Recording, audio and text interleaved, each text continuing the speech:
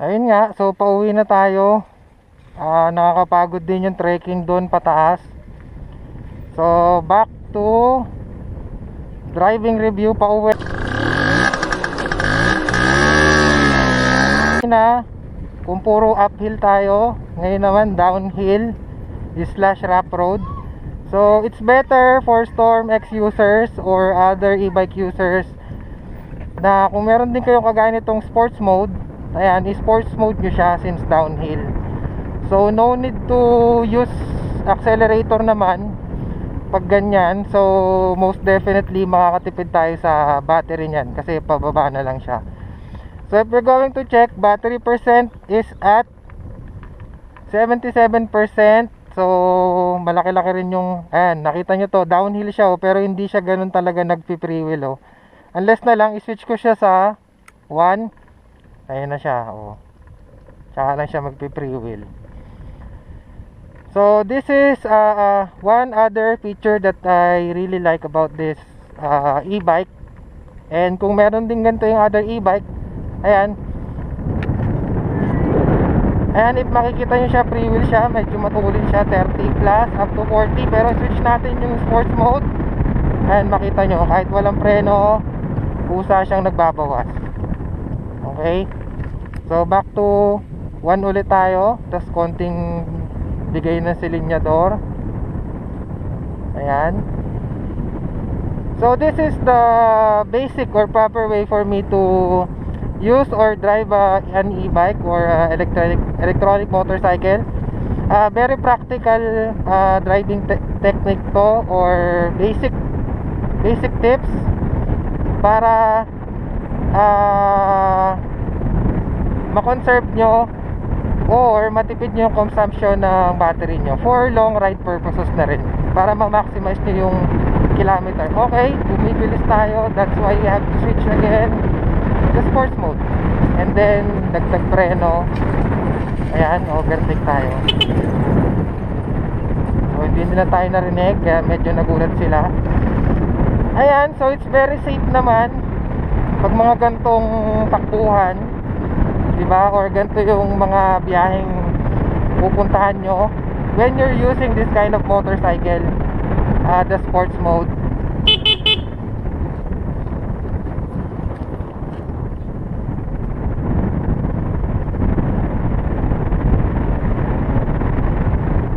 Medyo mataas-taas din yung pinuntahan natin. Siguro masyado nang mahaba yung vlog. So if gusto nyo ring i-check yung video namin,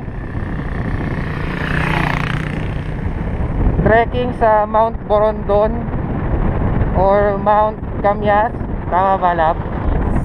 Mount Camyas or Mount Borondon, kindly please check our other videos sa aming channel, Katoto Moto Vlog. Marami pa kaming pupuntahang different places using this e-bike, which is the Storm X. This is just one of the few journey nagtuli natin. Okay, so konting alalay lang sa brake, okay lang naman yan kasi naka sports mode naman tayo. Kaya naman ni Storm X yung mga ganong bagay, especially parang naka 4-pot or 3-pot caliper siya sa harap, and then 2-pot caliper sa likod. Okay, so if ever gusto nyo pang mas tumakas yung preno niya, pwede nyo naman siyang i-upgrade to both 4-pot caliper. Pero ako, okay na ako dito sa preno niya so far. So mga katoto natin, what's up mga katoto? Ano ba yun? Local ba yun o foreigner? Kasi sabi niya what's up eh.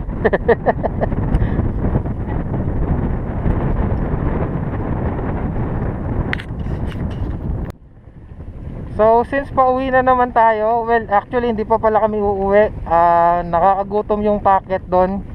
So baka magpares muna kami o kaya Bulalo, somewhere around Angeles or Pampanga na lang din, para medyo malapit na lang sa amin. Titigil ko na muna tong vlog, and sa end ng vlog na to, i-calculate natin yung kilometers na tinakbo niya versus dun sa battery usage, and ano pa ba, motor temperature, controller temperature, and battery temperature. Check din natin yung total mileage niya. So see you guys. Patayin ko muna tong vlog. I will also be creating a different or other videos dito ko pa rin kay Storm X, reaching its full potential, like max speed and everything, maximum kilometer.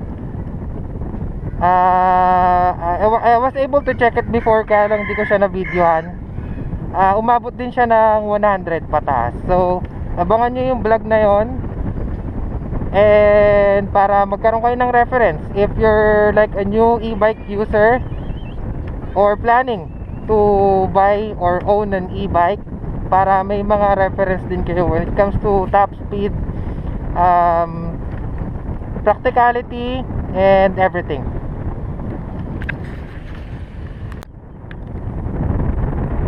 So yun na nga, pababa na tayo. Siguro we're like almost nasa kalahati na tayo ng bundok, and look at the view, check out the view, diba? Sobrang astig. And if we're going to check our battery percentage, still at 77%, since hindi naman tayo masyadong gumagamit ng accelerator or acceleration or silinyador.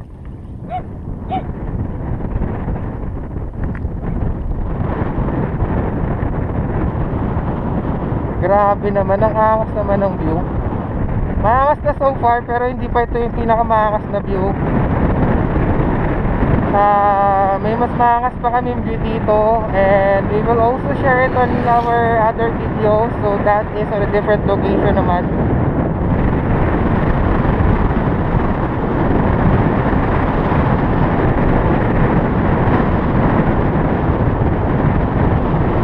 Napaka peaceful lang and payapa.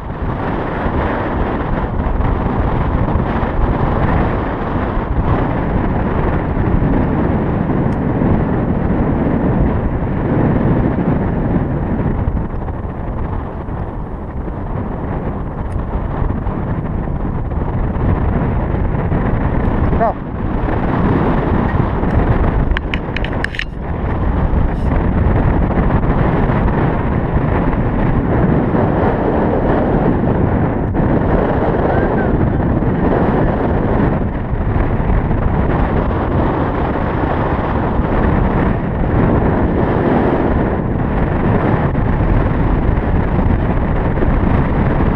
more on free wheel lang tayo niya, no? Kaya sobrang tipid dito sa battery. For those e-bike users, ganito lang yung gawin nyo. However, alalay pa rin kayo sa preno, diba? Kasi medyo delikado rin siya. Huwag nyo lang siyang gagawin if ever sobrang tarik talaga.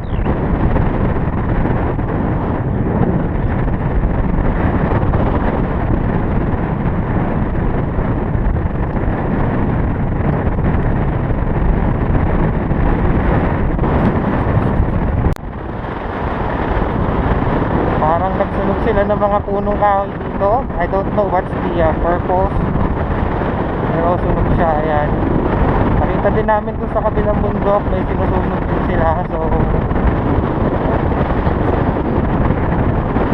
nakita mo,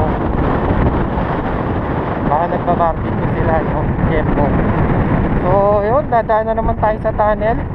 Pag mga gantong tunnel, medyo nakakatakot siya, kaya kailangan natin bumusina. Yay!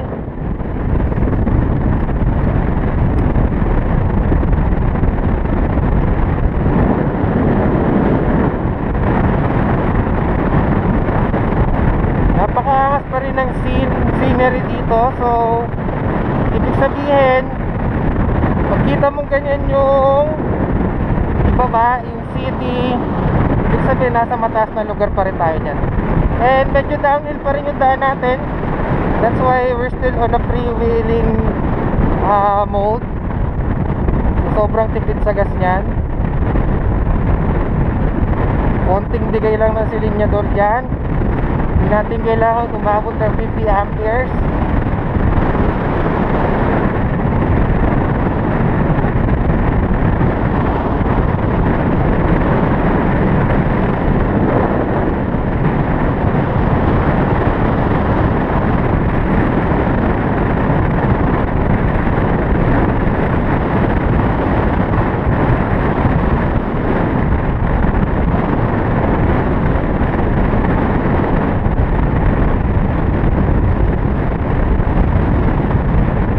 Sarap ng hangin.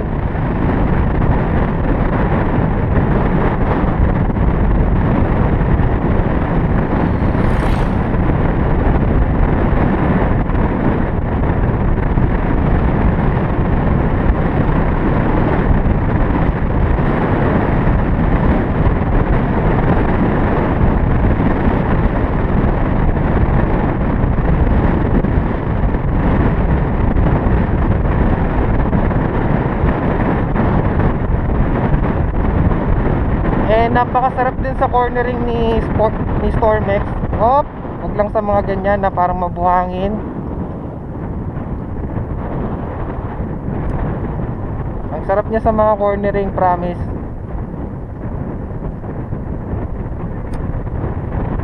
Yung ride height niya, mafe-feel mo talaga yung parang enduro, nakasakay ka sa enduro or a dirt bike. Tapos pag sumalang ka sa mga rough road, kayang-kaya niya.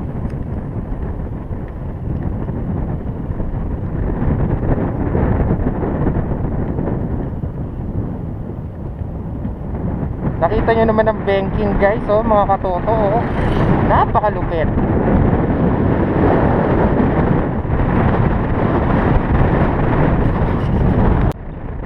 So yan, for example, kagaya nito, downhill bigla na may straight corner, press on sports mode na agad para kontrolado muna siya. Ayan. O, tapos bigla mo tanggalin.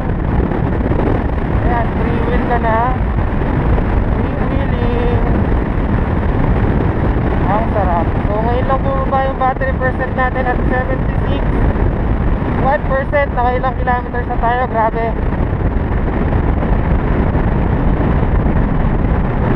Oo, 1% pa lang yung bawas niya simula nang bumaba tayo. And we're almost at the bottom right now sa highway. And that's really practical, mga katoto, di ba?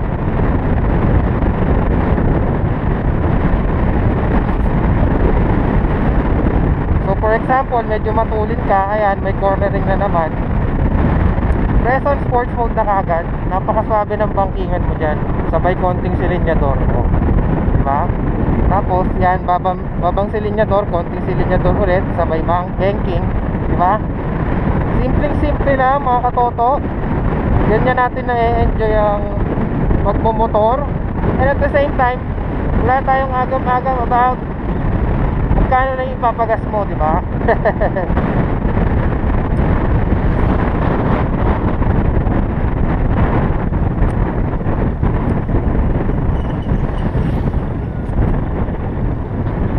Kasi minsan sa motor, kahit anong tipid yung pagpapatakbong gawin mo, especially lalo na doon sa mga motorcycles na may mga karga na, may mga set na, kahit pang gilid pa yan or let's say bolt on, hindi mo pa rin maiiwasan na medyo malakas pa rin siyang kumonsumo ng gas, unlike sa stock. Pero dahil nga sa taas ng gas ngayon, kahit stock na lang yung motor mo, medyo masakit pa rin sa bulsa, di ba? So these days we really need to be practical, especially on the type of vehicle that we're using, especially on a daily basis. So yun na, highway na tayo, left na tayo dito, and nasa 76 lang tayo. 76%.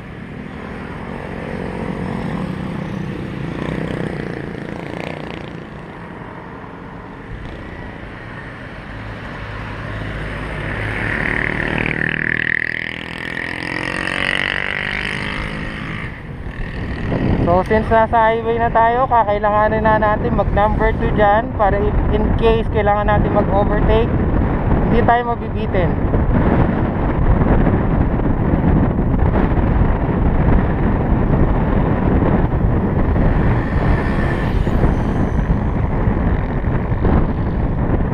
So this is like another 35 kilometers from our destination going back home. And from 77 right now at 76%. We will be able to check later kung ilan yung nakonsumo nating battery percentage.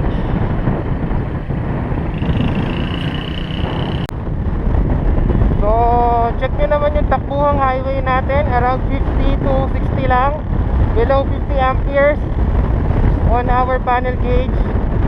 Sobrang smooth, saktuhan lang yung gantong speed mga katoto. Ano na pag ganito lang yung traffic.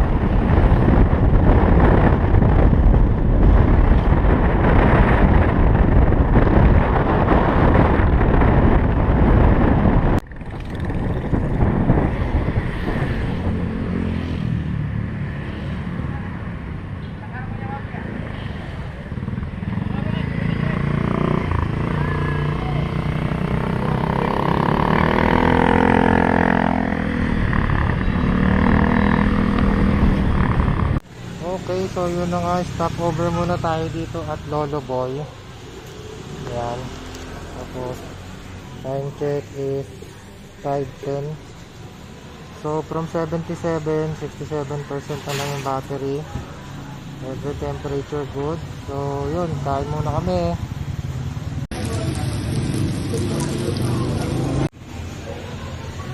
So yun na nga, katatapos lang natin kumain dito sa Lolo Boy and grill. Kumain tayo ng bulalo, masarap yung bulalo dito. Tapos yun, balikan natin. Motor temp bumaba na at 54. Battery percentage at 67. So yan, pauwi na tayo. Let's go! So yun na nga, pauwi na tayo. Katatapos lang natin kumain.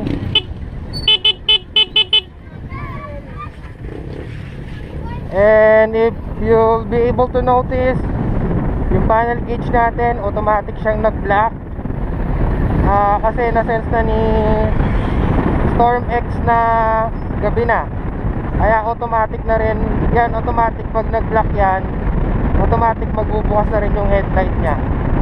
So hindi nyo mapapatay yung headlight nya kahit i-turn on nyo basta gabi. So mapapatay nyo lang siya unless naka-turn off yung motor mismo. Ayan siya. So ako mas gusto ko tong black panel gauge kaysa dun sa white kasi dito parang mas visible yung mga numbers tsaka yung temperature and everything. Tsaka mahilig talaga ako sa color black. No. So ayun, lapit-lapit na lang naman sa bahay to. Ito yung sinasabi ko sa'yo, sa inyo mga katoto, na passing light, which is madalas kong ginagamit pag gabi. So bira na lang ako niyan magbusina pag gabi kasi yung passing light natin malakas, tsaka malakas yung ilaw niya. Try natin overtake at basta yan. So ayan, makikita nyo, low pa yan. So pag hinay natin ay yung high, tapos low.